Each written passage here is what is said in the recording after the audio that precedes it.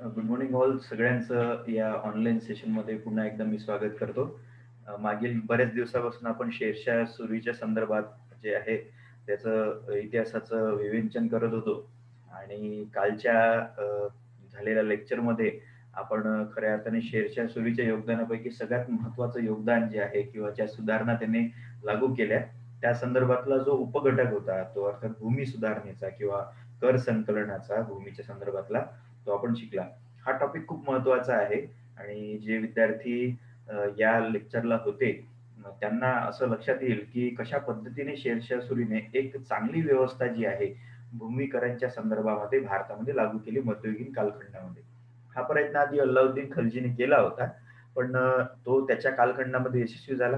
त्याच्यानंतर पुन्हा तो लुप्त झालेला आहे आणि कालांतराने एकदम सरसकट शेरशाह सुरीचा कालखंड येऊस्तोवर जर आपण बघायला जाऊया, तर अशी कोणतीही व्यवस्थित सिस्टीम नव्हती, की ज्यामुळे कर धोरण जे आहे किंवा कर सुधारणा ज्या आहेत त्या लागू होतील आणि त्यानुसार राज्यांना निश्चित कर मिळेल. कारण की तेव्हा एक समान असं राज्य जे आहे होतं म्हणजे मोहम्मद बिन तुघलकानंतरचं असं स्थापन झालेलंच नव्हतं.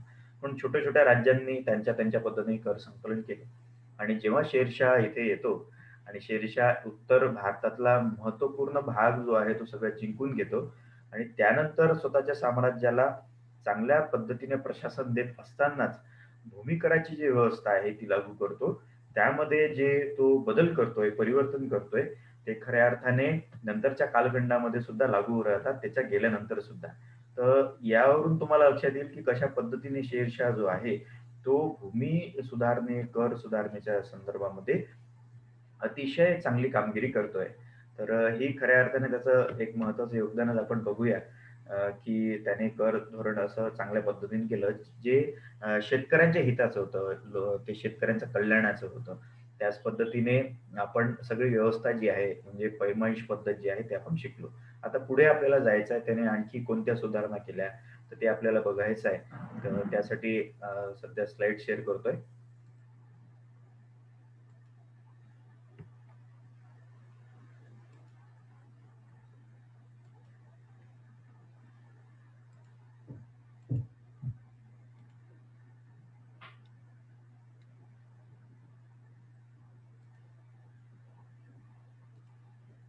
तर आपण मागील लेक्चरला जे तुम्हाला मी सध्या सांगितलं, की भूमी कराराची जी आकारणी होती, पैमाइश पद्धत जी आहे, हे नाव लक्षात ठेवा तुम्ही. पैमाइश अर्थात जप्त पद्धत. ते कालांतराने सुद्धा हे नाव येईल पुन्हा आपल्याला. तर हे त्यांनी लागू केली होती. त्यानंतर हे सगळे भूमीचे वर्गीकरण, उत्पादनाची साधने किंवा एकूणच कर निश्चिती या संदर्भातलं त्याचं जे धोरण होतं, ते आपण बघितलं. शेतकऱ्यांविषयी असणारी त्याची भावना जी आहे, ती सुद्धा आपण बघितली होती. आता आपण पुढे जाऊया. पुढचा घटक फार महत्वाचा आहे, तो म्हणजे सैन्य व्यवस्थेचा. आता जसं सुलतान कालखंडामध्ये सैन्याची व्यवस्था केलेली असायची, तसंच त्या पद्धतीनेच शेरशाहने सुद्धा आपली सैन्य व्यवस्था जी आहे, ती खऱ्या अर्थाने व्यवस्थित ठेवण्याचा प्रयत्न केला. कारण की त्याच्यावरच त्याचं साम्राज्य सगळ्यात जास्त निहित होतं. मध्ययुगीन कालखंडामधलं जे राज्य आहे, ते सर्व अर्थाने एक लष्करी राज्यावर स्थापित झालेलं राज्य होतं. म्हणजे लष्कर जितकं चांगलं असेल, तितकं तुमचं साम्राज्य वाढणार, तितकं तुम्हाला विजय मिळणार आणि तुम्ही ते राज्य जे आहे ते अशुद्ध राखाल कितीतरी वर्षापर्यंत. त्यामुळे एखाद्या चांगल्या लष्करी व्यवस्था असणे कोणत्याही राज्याला फार आवश्यक होते. तर इथे सुलतानशाही कालखंडामध्ये बरेच सुलतानांनी अतिशय चांगला प्रयत्न केला सैन्य व्यवस्था अतिशय चांगली ठेवण्याचा. तर याच्यामधलं सगळ्यात महत्त्वाचं योगदान जे आहे ते पुढे सुद्धा जर आपण म्हणायला जाऊया चालू राहिलं.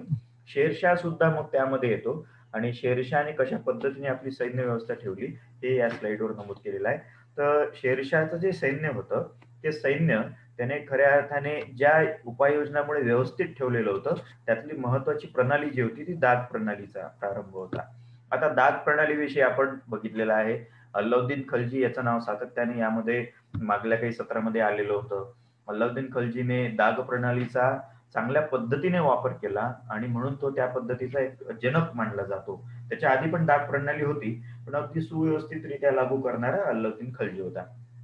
त्यानंतर ही व्यवस्था जी आहे शेरशाहने सुद्धा स्वीकारलेली तुम्हाला दिसून येते. आता दाग प्रणाली म्हणजे काय?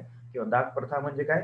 तर घोड्यांवर दाग देणे, की ज्याच्यामुळे घोडे जे आहेत हे आयडेंटिफाईड होतील, त्यांची संख्या मोजता येईल आणि ते कोणाकोणाच्या अंडर काम करतायत या दृष्टिकोनातून सुद्धा ही व्यवस्था कार्यगर होईल. तर अशा पद्धतीने दाग प्रणालीला काय झालं, तर घोडदळ हे तेव्हाच्या कालखंडातलं सगळ्यात महत्वाचं लष्कर होतं. त्या घोडदळावरच तेव्हाच्या कालखंडामध्ये युद्धामध्ये विजय मिळवले जात आणि घोडदळ असणे, चांगलं घोडदळ असणे हे खऱ्या अर्थाने सम्राटाचं एक चांगल्या सम्राटाचं लक्षण होतं. तर अशा घोडदळांना सुव्यवस्थितरित्या राखण्यासाठी जर म्हणायला जाऊया तर दाग प्रणाली आवश्यक होतं. तर घोड्यांना दाग देण्याची प्रथा म्हणजे काय? तर खऱ्या अर्थाने ती आहे दाग प्रणाली. तर घोड्यांना डाग द्यायचा, त्याची मोजमाप करायची आणि खऱ्या अर्थाने त्यांचा स्वीकार जो आहे तो लष्करामध्ये करायचा. या प्रणालीचा स्वीकार शेरशाहला करावा वाटला आणि तो त्याने केलेला आहे. त्यानंतर चेहरा पद्धत, ज्याला आपण हुलिया पद्धत म्हटलेलं आहे. या पद्धतीचा स्वीकार सुद्धा अल्लाउद्दीन खलजीने केलेला होता. तसाच्या तसा पद्धतीचा स्वीकार जो आहे तो शेरशाहने केला. मग चेहरा पद्धत म्हणजे नेमकं काय? तर जे सैनिक त्याच्या अंडर काम करायचे, त्यांचा हुलिया जे आहे ते डॉक्युमेंटेड करून घ्यायचे. म्हणजे आय कार्ड सारखं ते असायचं. म्हणजे सध्या तर आय कार्ड आपण सोबत बाळगतो, पण तेव्हाच्या कालखंडामध्ये आय कार्ड जवळ बाळगणे असं काही नव्हतं. पण जे सैनिक आपल्या लष्करामध्ये सामील झालेले आहेत, ते कोण आहे, कुठले आहेत, ते कशा पद्धतीने दिसतात, याचं एक किमान डॉक्युमेंटेड पद्धतीने लिखाण जे आहे ते केलं जायचं आणि याला म्हटलं जायचं मग हुलिया पद्धत किंवा चेहरा पद्धत. तर अशा पद्धतीने प्रत्येक सैनिकांचा चेहरा जो आहे, हुलिया जो आहे, तो नमूद असायचा. जेणेकरून त्याची सगळी डिटेल्स आपल्याला मिळतील आणि जर एखाद्या वेळी तो राजधानीच्या प्रदेशात असेल, तर मग त्याची एक ओळख जी आहे ती कशा पद्धतीने आपल्याला दिसून येईल, की तो खरंच राजाचा सैनिक आहे किंवा नाही किंवा एखादा दुसऱ्या राज्याचा सैनिक जो आहे आपल्या सैन्यात घुसला की काय? या प्रक्रियेतून जर आपण म्हणायला जाऊया तर चेहरा पद्धत फार आवश्यक होती. आता शेरशाहने त्यामध्ये काही ॲडिशनल केलं, की त्याने सगळ्या सैनिकांना तर हे त्याने शिस्त तर या प्रक्रियेतून केलंच, म्हणजे आवश्यक घटक म्हणून तर केलंच. पण दरबारामध्ये राहणारे जे सरदार आहेत, दरबाराच्या सेवेमध्ये असणारे जे चाकर आहेत, नोकर आहेत, अगदी त्या जनानखान्यामध्ये सुद्धा असणारे जे सगळे व्यक्ती आहेत, म्हणजे जे सेवक वर्गावर येतात, त्या सगळ्यांना सुद्धा शेरशाहने हे कंपल्सरी केलं चेहरा ठेवणे. तर इथे रोजाना दरबारामध्ये जे कामकाज चालायचे, त्याच्या आधी जे सेवक वर्ग तिथे दाखल होत असेल किंवा सरदार वर्ग दाखल होत असेल, तर त्यांना या पद्धतीतून जायचं. म्हणजे एखादं ते स्कॅन कसं असतं रोज-रोज आपण जसं जातो तसं आपलं स्कॅनिंग होत राहतं एअरपोर्टवर, तशा पद्धतीने ते होतं. तर इतकी चोख व्यवस्था जी आहे चेहरा पद्धतीच्या आधारे शेरशाहने ठेवलेली होती आणि म्हणूनच शेरशाह जो आहे तो इतक्या यशस्वीरित्या प्रशासक म्हणून तिथे आलेला आहे. कारण की तेवढा तो चौकस असायचा. तर अशा पद्धतीने आपल्या सैन्य व्यवस्थेमध्ये, आपल्या सरदार व्यवस्थेमध्ये त्याने दाग आणि चेहरा या प्रणालीचा स्वीकार केला आणि त्यांना अशी अतिशय शिस्तीमध्ये बांधलेलं तुम्हाला दिसून येतं. आता यामध्ये आणखी एक तिसरी गोष्ट शेरशाहची होती, ती म्हणजे त्याचं व्यक्तिगत लष्कर जे होतं, ते 1,50,000 या संख्येमध्ये होतं. आता शाही लष्कर जे आहे, ही संकल्पना सुद्धा तुम्हाला लक्षात येईल, की अल्लाउद्दीन खलजीच्या कालखंडामध्ये येऊ घातली होती. आता शाही लष्कर असं कोणतं लष्कर आहे? तर साधारण लष्करापेक्षा हे लष्कर थोडंसं वेगळं होतं. म्हणजे ते व्यक्तिगत लष्कर होतं. अर्थात ते सुलतानाचं सैन्य होतं. तर ज्याला हशमे कल्ब असं म्हटलं गेलेलं आहे किंवा कल्ब ए सुलतानी म्हणजे सुलतानाचं जे लष्कर आहे, त्याला व्यक्तिगत लष्कर म्हटलं जायचं. आता या लष्कराचा उपयोग कशासाठी व्हायचा? तर हे लष्कर राजधानीच्या प्रदेशात राहायचं राजाच्या लष्करासाठी राजाच्या संरक्षणासाठी. तर राजाला संरक्षणाची काय गरज आहे? जेव्हा त्याच्याजवळ इतकं मोठं सैन्य संख्या असताना 50,000-60,000 तर एक तुम्ही लक्षात घ्या, की एखादी मोहीम राबवायची असेल आणि त्या मोहिमेला सरदाराला त्याने पाठवून दिलं दुसऱ्या राज्यामध्ये, तर राजा जो आहे तो राजधानीत राहायचा. राजा प्रत्येक वेळी प्रत्येक मोहिमेवर जात असेल अशातला भाग नाही. तेव्हा राजा जेव्हा राजधानीत राहतो, तर तेव्हा त्याच्या राजधानीचं संरक्षण करण्यासाठी कोणतं लष्कर हवं? तर ते मग राजाचं स्वतःचं व्यक्तिगत लष्कर असायचं, की जे राजधानीच्या प्रदेशामध्ये खडा पहारा द्यायचा. याच्यामुळे काय होणार? याच्यामुळे शत्रू जे आहेत, ते राजधानीच्या प्रदेशावर थेट आक्रमण करू शकणार नाही. आणि म्हणूनच खऱ्या अर्थाने जर बघायला जाऊया, हे व्यक्तिगत लष्कर जे आहे किंवा शाही लष्कर जे आहे, ते फार महत्वाचं होतं, फार आवश्यक घटक तेव्हाच्या कालखंडामध्ये होतं. कारण की आक्रमण जे आहे ते सातत्याने होतच राहायचे. तर अशा पद्धतीने सरदारांवर सुद्धा वचक राहायचा, की सरदार वर्ग मग मोठ्या लष्कराच्या अनुपस्थितीमध्ये राजावर हल्ला करू शकत नव्हतं. आणि म्हणूनच जर आपण बघायला जाऊया, तत्कालीन कालखंडामध्ये ही परंपरा निर्माण झाली, की राजाचं, सम्राटाचं, सुलतानाचं स्वतःचं व्यक्तिगत लष्कर असायचं. तसंच लष्कर शेरशहाचं होतं. ते 1,50,000 या संख्येमध्ये होतं. आता 1,50,000 च्या संख्येमध्ये कोणकोणतं दळ होतं, तर त्याच्यामध्ये घोडदळ जे होतं ते 25,000 होतं. म्हणजे घोडदळाची जी एकूण महत्त्वाची उपस्थिती होती, ती फार आवश्यक होती त्या दरम्यानच्या कालखंडामध्ये. घोडदळच हे निर्णायक असं लष्कर मानलं जायचं आणि गतिशील असणारं ते लष्कर होतं, ज्याच्यामुळे युद्धामध्ये विजय मिळवला जायचा. त्याच्यामुळे हालचाल जी आहे त्यासुद्धा पटकन व्हायच्या आणि आक्रमक भूमिका सुद्धा घेता यायची. तर अशा पद्धतीने घोडदळ जे आहे ते शेरशहाचं 25,000 होतं. त्यानंतर तिरंदाज आणि पैदल सैनिक जे आहे, म्हणजे जे तीर कमान सांभाळतात, धनुर्धारी आहेत आणि त्यानंतर जे पायदळ आहेत, यांची सैन्य संख्या सुद्धा आपण जर बघायला जाऊया, तर ती 25,000 च्या जवळपासच होती. याचा एक निश्चित आकडा इतिहासकारांनी दिला नाही, पण तो 20,000 पर्यंत असू शकतो. त्यानंतर जर आपण बघायला जाऊया, तर तोफखाना होता.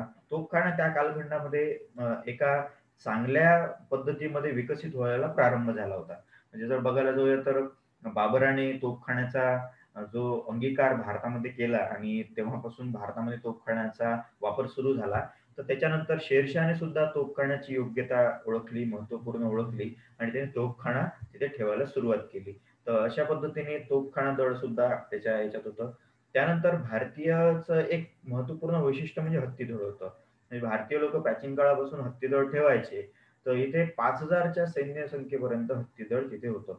तर 5,000 हत्तीचे दळ त्याच्याकडे होते आणि त्यामुळेच ते फार दुर्धर्ष असा तो योद्धा झालेला होता. तर या 1,50,000 मध्ये तुम्हाला हे सगळे जे आहे आकडे ते अंदाजाने घ्यावे लागतात. तर ह्या सगळ्यांना मिळून मग त्याचं 1,50,000 हे व्यक्तिगत सैन्य संख्या असायची, की ज्यांच्या खऱ्या अर्थाने उपस्थितीमुळे त्याचं साम्राज्य जे आहे ते चांगलं राहिलेलं आहे. त्यानंतर आता सरदारांचे लष्कर म्हणजे जे मूळ त्याचे लष्कर आहे, मोठं जे सैन्यदल त्याच्याकडे होतं, या व्यक्तिगत लष्करापेक्षा वेगळं सैनिक संख्या जी आहे, ती सरदारांच्या लष्करामध्ये होती. आता हे सरदारांचे लष्कर म्हणजे त्यांचे ते त्या प्रांत अधिकाऱ्याचे किंवा तत्कालीन त्या वतनदाराचे, जमीनदाराचे ते लष्कर होते. त्यांच्या अंडर हे व्यक्तिगत सेवा देणारे सैनिक होते. पण या सगळ्यांचा समावेश मग साम्राज्याच्या सैनिकांमध्ये केला जायचा, मेन लष्करामध्ये केला जायचा. तर अशा पद्धतीने हे मेन लष्कर सरदारांनी बनलेलं होतं. तर सरदारांकडे तेव्हाच्या कालखंडामध्ये किती लष्कर होते, तर कोणाजवळ 20,000 राहायचं, कोणाजवळ 10,000 राहायचं, कोणाजवळ 5,000 राहायचं. तर या संख्येमध्ये ते होतं. 20,000, 10,000, 5,000 हे त्या सरदाराच्या पराक्रमावर, त्याच्या अंडर असणाऱ्या प्रांतावर निर्भर असायचं. तर सगळ्यात जास्त लष्कर जे आहे ते सीमावर्ती भागामध्ये जे सरदार तिथे असायचे, की ज्यांना सीमेचं संरक्षण करावं लागणार होतं बाकीच्या राज्यांपासून. तर त्याच्याकडे किमान अर्थाने 20,000 असावे. त्यानंतर 10,000चं लष्कर जे आहे, ते अंदरच्या सगळ्या राजकीय प्रांतावर असावे आणि 5,000 जे आहे ते जो छोटा सरदार असायचा, त्या संख्येमध्ये त्याच्याकडे असायचे. तर अशा पद्धतीने सगळं मिळून जर आपण म्हणायला जाऊया, तर सरदारांचं 40,000 ते 50,000 सैन्य जे आहे, ते खऱ्या अर्थाने इथे राहत असेल. कारण की हे एका सरदाराचं एकूण लष्कर आहे. म्हणजे एका सरदाराकडे 20,000 असेल, नाहीतर 10,000 नाहीतर 5,000. तर असे 20 ते 30 किंवा 40 सरदार मिळून मग त्याचं जे लष्कर होणार, ते खऱ्या अर्थाने मग तुम्हाला लक्षात येईल की 60-60 70,000 पर्यंत जाणार. इथे स्वतः त्याचं व्यक्तिगत लष्कर 1,50,000 असताना सरदारांचं जे सैन्य आहे, ते खऱ्या अर्थाने या संख्येमध्ये होतं. तर अशा पद्धतीने तेव्हाची सैन्य व्यवस्था त्याने केली आणि चांगल्या पद्धतीने केली. आता या सैनिकांना कशा पद्धतीने तो तिथे वेतन द्यायचा म्हणजे पगार द्यायचा, तर त्याचे 2 प्रकार होते. एक तर भूमी अनुदान द्यायचा, नाहीतर मग थेट वेतन जे आहे ते राजधानीच्या लोकांना तो देत असे. पण याच्याही पेक्षा सगळ्यात जास्त तेव्हाच्या कालखंडामध्ये त्याने जी एकूण पगार देण्याची व्यवस्था स्वीकारली होती, त्याला भूमी अनुदान किंवा त्याला इक्ता म्हणतात. इक्ता हा सुलतानशाही कालखंडामध्ये झालेला शब्द आहे. आपण बघितलं असेल. तर भूमी अनुदान दिलं, की त्याच्या दृष्टिकोनातून मग शेतकऱ्याचं वेतन दिलं जात असे. म्हणजे त्याला कॅश जी आहे ती दिली जात नसे. तर ते जमिनीचं अनुदान दिलं जाईल. म्हणजे एखाद्या जमिनीचा तुकडा त्या सैनिकांचा किंवा सरदाराच्या वेतनासाठी त्याला तोडून दिला जात असे. मग त्या जमिनीवरची मालकी हक्क जो आहे, तो खऱ्या अर्थाने जर बघायला जाऊया तर सुलतानाचाच असायचा. पण त्याच्या जमिनीवरचे कर गोळा करण्याचे अधिकार मात्र त्या प्रत्यक्ष सरदाराला असायचे. आणि ते कर गोळा करून राज्याचा हिस्सा दिल्यानंतर जे उरायचं, ते त्या सैनिकाचं, सरदाराचं वेतन असायचं. तर अशा पद्धतीने त्याने भूमी अनुदान, ज्याला इक्ता म्हटलं गेलेलं आहे, ते सैनिकांमध्ये वाटले आणि सरदारांमध्ये सुद्धा वाटले. तर सरदारांचं जे पैतृक प्रांत असेल, तिथे सुद्धा ह्या इक्ता असायच्या. किंवा जे दुसऱ्या प्रांतामध्ये तो कर्तव्य बजावत असेल किंवा दुसऱ्या राज्यामध्ये तो तिथे सोय देत असेल, तर अशा पद्धतीत सुद्धा जर आपण बघायला जाऊया, तर तिथे त्याला भूमी अनुदान दिले जायचे. तिथे तो सर्व्हिसला आहे. तर अशा पद्धतीने रोख वेतन न देता त्याने भूमी अनुदान आणि एकता पद्धत तिथे वापरली सैन्य व्यवस्थेसाठी. तर अशा पद्धतीने सैन्य व्यवस्था जी आहे शेरशाहची होती. त्यानंतर दुसरं घेऊया आपण आता न्याय व्यवस्था. आता शेरशाहने प्रशासनामध्ये जे काही महत्त्वाचे बदल केले, ते बदल आपण बघणारच आहोत. त्या प्रक्रियेतून न्याय प्रशासन जे आहे ते सुद्धा फार महत्त्वाचे ठरते. न्याय व्यवस्था जी आहे ते फार आवश्यक असं घटक होतं त्या कालखंडामध्ये. कारण की न्याय व्यवस्था जर नसेल, तर तुमचं राज्य जे आहे ते एका अस्थिर अशा प्रकरणामध्ये जात राहतं. त्याच्यामध्ये मग भांडणं होतात, वादविवाद होतात. मग त्यांचा निपटारा कसा करायचा? तर इथे न्यायव्यवस्था जी आहे ती फार महत्त्वाची ठरत होती आणि शेरशाहचं स्वतःचं मत जे आहे ते तुम्हाला मी आता सांगतो. ते इथे नमूदच केलेलं आहे. बघा शेरशाह काय म्हणतो, की हे त्याचं वाक्य आहे. "न्याय सर्वोच्च धार्मिक कृत्य आहे आणि याचे पालन सर्व धर्मांचे राजे करतात." बघा तो काय म्हणतो, की न्याय हे सर्वोत्कृष्ट धार्मिक कृत्य आहे असं म्हणतो. म्हणजे न्यायाला तो धर्मामध्ये स्थान देतोय. धर्माचं राज्य म्हणजे काय आहे?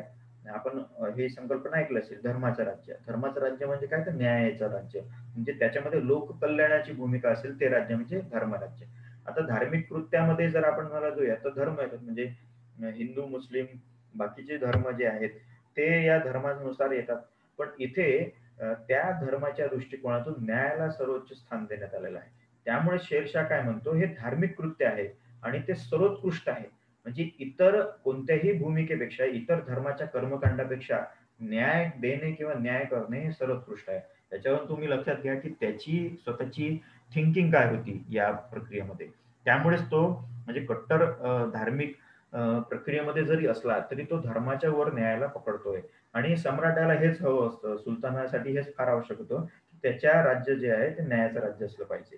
तर या कालखंडामध्ये सर्वोत्कृष्ट धार्मिक कृत्य म्हणजे न्याय आहे, असं तो म्हणतो आणि याचे पालन सर्व धर्मांचे राजे करतात. याचा अर्थ काय? तर मीच नाही, तर इतर धर्माचे लोकंसुद्धा न्यायाला सर्वात जास्त धार्मिक कृत्य समजतात. आपण जर बघायला जाऊया, तर प्रत्येक धर्मामध्ये न्यायाची संकल्पना आलेली आहे आणि ही संकल्पना शेरशाहला तेव्हाच्या कालखंडामध्ये माहीत होती आणि म्हणूनच तो हे स्टेटमेंट करतो, की त्याचे पालन जे आहे, ते सर्व धर्माचे राजे करतात. याचा अर्थ काय? सगळ्या धर्मामध्ये सगळ्यात महत्त्वपूर्ण जर गोष्ट राज्यांसाठी असेल, तर ती न्याय आहे. तर अशा पद्धतीने त्याचं एक स्टेटमेंट आहे. दुसरं आणखी एक त्याचं स्टेटमेंट आहे न्यायाच्या बाबतीत, ते आपण घेऊया. कोणतीही उपासना व पूजा न्यायाची बरोबरी करू शकत नाही आणि यावर सर्व धर्माचे एकमत आहे. बघा कोणतेही कर्मकांड धर्माचं, उपासना असो की पूजा असो, प्रार्थना असो, काही असो, ही न्यायाची बरोबरी करू शकत नाही आणि यावर सर्व धर्माचे एकमत आहे. म्हणजे सगळे धर्म यांच्यामध्ये डिफरन्शिएट आहे. कोणाची पूजा वेगळी, कोणाची अ, प्रार्थनास्थळ वेगळं आहे. हे सगळं वेगळं आहे, विभिन्न आहे. तरी प्रत्येक धर्मामध्ये एक गोष्ट मान्य करण्यात आली, ती अशी की न्याय सर्वोत्कृष्ट आहे आणि न्यायाची बरोबरी कोणतंहीच कृत्य करू शकत नाही. म्हणजे ना उपासना ना पूजा हे न्यायाची बरोबरी करू शकत नाही. त्यामुळे न्याय हे जे आहे या कर्मकांड आणि धर्माच्या मोठा आहे. तर अशा पद्धतीने यावर सर्व धर्माचे एकमत आहे. तर इथे हे जे 2 तुम्ही स्टेटमेंट बघितले शेरशाहचे, यावरून तुम्हाला लक्षात येईल की त्याच्या दृष्टिकोनातून न्याय किती महत्त्वाचा होता.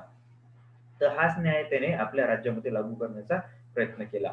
आणि इथे खऱ्या अर्थाने तुम्ही एक लक्षात घ्या, की शेरशाहचं जे राज्य होतं, ते मूळतः इस्लामी धर्माच्यावर आधारित राज्य होतं. त्याने हे नाकारलेलं नाहीये. शेरशाहने नाकारलेलं नाही, की तो इस्लाम धर्माचा समर्थक नाही किंवा इस्लाम धर्माचं त्याचं राज्य नाही. त्याने मुळीच ते नाकारलेलं नाही. त्याचं राज्य जे होतं ते इस्लामी कायदे घालून पाळणारच राज्य होतं. इस्लामीच राज्य होतं.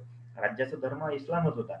पण तिथे त्याची ॲज अ प्रशासकाची भूमिका जर आपण बघितली, तर ती न्यायपूर्ण निधर्मी शासकाची होती. म्हणजे न्यायवादी जो आहे, म्हणजे ज्याचा न्यायाला सगळ्यात जास्त महत्त्व आहे, अशा शासकाच्या दृष्टिकोनातून तो निधर्मी वागताना दिसतो. म्हणजे समोरचा व्यक्ती कोणत्याही धर्माचा असो, त्याच्याशी त्याला घेणं-देणं नाही. अगदी त्याच्या सरदारामध्ये आणि व्यक्तिगत ठिकाणी सुद्धा तो हे सगळं पाळायचा. त्याचं म्हणणं काय आहे? बघा एक आणखी स्टेटमेंट आहे शेरशाहचं, जे इथे दिलं नाहीये, पण तुम्हाला सांगतो, की न्याय म्हणजे काय? म्हणजे तो काय म्हणतो, न्याय म्हणजे काय? तर स्वतःचे परिवारातले लोकं आणि सामान्य जनता यामध्ये फरक न करणं म्हणजे न्याय. म्हणजे एखादा व्यक्ती आपल्या घरचा आहे, कुटुंबातला आहे आणि तो जर चुकला, तर त्याला शिक्षा करायचीच. त्याला सोडायचं नाही. तो कोणत्याही प्रक्रियेतला आपला जवळचा का असेना, त्याला शिक्षा द्यायची. सामान्य जनतेमधला चुकला तर त्याला शिक्षा करायची. म्हणजे जो रूल सामान्य जनतेला आहे, तोच रूल माझ्या जवळच्या व्यक्तिगत लोकांना सुद्धा आहे. हे त्याचं स्टेटमेंट आहे त्यानुसार. आणि म्हणून तुम्ही लक्षात घेऊ शकता, की कशा पद्धतीने त्याच्या आजूबाजूचे लोकं स्ट्रिक्टली राहत असेल त्याच्यासोबत. म्हणजे खूप चांगल्या पद्धतीने राहत असेल. का बरं? कारण की त्याचा असणारा या न्याय व्यवस्थेवर विश्वास. तर ही भूमिका फार विचित्र होती तेव्हाच्या कालखंडामध्ये. किंवा किंवा खाजगी लोकं असतील, तर त्यांच्यासाठी न्याय वेगळा असायचा. पण इथे शेरशाह स्वतः म्हणतोय, की न्यायाचा दुसरा अर्थ काय? तर माझ्या जवळचे लोकं आणि सामान्य लोकं यांच्या कोणत्याही प्रमाणात तुजाभाव करायचा नाही, भेदभाव करायचा नाही. त्यांना खऱ्या अर्थाने तिथे एक समांतर अशी वागणूक द्यायची न्यायाच्या बाबतीत. जो कोणी चुकला त्याला मी शिक्षा करणार असं त्याचं म्हणणं होतं. तर हे त्याने कशासाठी केलं बघा, त्याचं म्हणणं काय आहे, पीडित व अन्याय झालेल्या लोकांची दूषणे लागू नये म्हणून. आपण बघत असतो ना, आपण कधी-कधी की त्याचे दूषणे लागले बा मला, त्याचं एक नजर लागली असं म्हणतो आपण. तर इथे तो घाबरतोय, की मला लोकांनी जे पीडित झालेले आहे, अन्यायी लोकं आहेत, त्यांना जर न्याय भेटला नाही, तर त्यांनी माझ्या राज्याला नाव ठेवू नये. म्हणजे त्यांनी माझ्या राज्याला दूषणं देऊ नये, की हे राज्य बा अन्यायाचं राज्य आहे, हा राजा बदमाश आहे, त्यामुळे हे राज्य जे आहे ते नष्ट झालं पाहिजे. म्हणजे हे जे त्याचं दूषणे देणं आहे, त्याच्या दृष्टिकोनातून फार महत्वाचं होतं. बघा ही फार महत्वाची गोष्ट होती, की एक जो सुलतान आहे, की ज्याला सगळं त्याचं मोठं साम्राज्य आहे आणि हे साम्राज्य मोठं साम्राज्य असलेल्या कारणाने सामान्य जनता प्रत्येक वेळी काय-काय म्हणते याच्याशी तत्कालीन कालखंडात सुलतानाला घेणं-देणं नव्हतं. पण इथे तुम्ही लक्षात घ्या शेरशाह त्याच्या दृष्टिकोनातून व्यक्तित्वाच्या दृष्टिकोनातून फार वेगळा ठरतो, की तो स्वतः इथे म्हणतोय, की मला कोणाची दूषणं लागू नये, माझ्या राज्याला कोणाची दूषणं लागू नये. म्हणजे दीर्घकाळापर्यंत माझं नाव ॲज अ लोककल्याणकारी सम्राट सुलतान म्हणून झालं पाहिजे असं त्याचं म्हणणं आहे याच्यावरून लक्षात येईल. तर पीडित जे लोकं आहेत ज्यांच्यावर अन्याय झालेला आहे, त्या लोकांची मला दूषणे लागू नये. त्यांनी मला दुआ द्यावी, म्हणजे त्यांची बद्दुआ लागू नये. बद्दुआ लागत असते ना, तर ते तसं ते आहे. तर दुआ लागली पाहिजे म्हणून तो न्यायाच्या प्रक्रियेमध्ये इतका कडक होता. तर हे त्याचं होतं. तर या न्यायव्यवस्थेच्या दृष्टिकोनातून त्यांनी काय केलं, तर बघा तत्कालीन कालखंडामध्ये सर्वोच्च न्यायाधीश म्हणजे सुलतानच असायचा. इथे जर बघायला जाऊयात, एक पॉइंट जो आपण टाकू शकतो, तो म्हणजे सर्वोच्च न्यायाधीश म्हणजे अ, न्यायप्रमुख जो आहे तो सुलतान. आणि त्याच्या अंडर मग त्याने काय केलं, की छोटे-छोटे जे न्यायालय होते, त्यांच्या खाली त्याने मग इथे संपूर्ण साम्राज्यात जे आहे ते काझी नियुक्त केले. आता हे काझी जे होते ते कोण होते? तर ते दुसरे न्यायप्रमुख होते. म्हणजे सर्वोच्च न्यायाधीश जर आपण बघितलं, सरन्यायाधीश ज्याला आपण म्हणतो ते म्हणजे सुलतान आणि त्याच्या सरन्यायाधीशाच्या खाली जे कोण असायचे तत्कालीन कालखंडामध्ये ते म्हणजे काझी असायचे. तर हे काझी जे आहे ते कायदे तज्ञ असायचे. कायदे कानून त्यांना माहीत असायचे आणि अशा कायदे कानूनांच्या दृष्टिकोनातून ते न्यायव्यवस्था तिथे नियुक्त झालेली होती. प्रत्येक साम्राज्याच्या प्रत्येक प्रांतामध्ये या काझींची नियुक्ती केली की जो त्याच्या अंडर इतर काझी जे होते ते लोक त्याच्या अंडर असायचे. तर या काझींना दिवाणी आणि फौजदारी या दोन्ही प्रक्रियेतून जर आपण बघायला जाऊया तर समान अधिकार होते. तर त्याने त्याच्या अंडर संपूर्ण साम्राज्यात काझी नियुक्त केले, न्यायव्यवस्था हे केली. आता इथे त्याने एक वेगळेपणा इथे असं ठेवला, की हिंदूंचे जे दिवाणी खटले होते, दिवाणी म्हणजे आर्थिक, म्हणजे ज्यामध्ये जमिनीचे वाद असतील किंवा इतर वाद असतील, जे दिवाणी न्यायालयामध्ये येतात.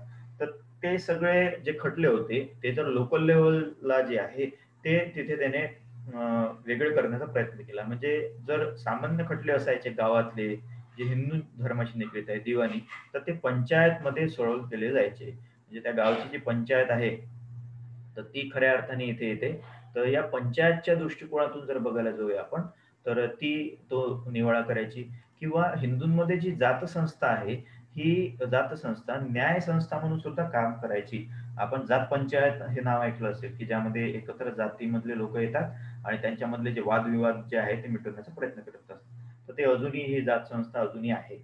पहिलेच्या कालखंडामध्ये तर मध्ययुगीन कालखंडामध्ये जास्तच असेल. ही जात संस्था जी आहे ती हिंदूंच्या बऱ्याचशा खटल्यांना जे आहे दिवाणी खटले मात्र तुम्ही एक लक्षात घ्या हा शब्द आहे दिवाणी म्हणजे आर्थिक या प्रक्रियेतून तो आहे.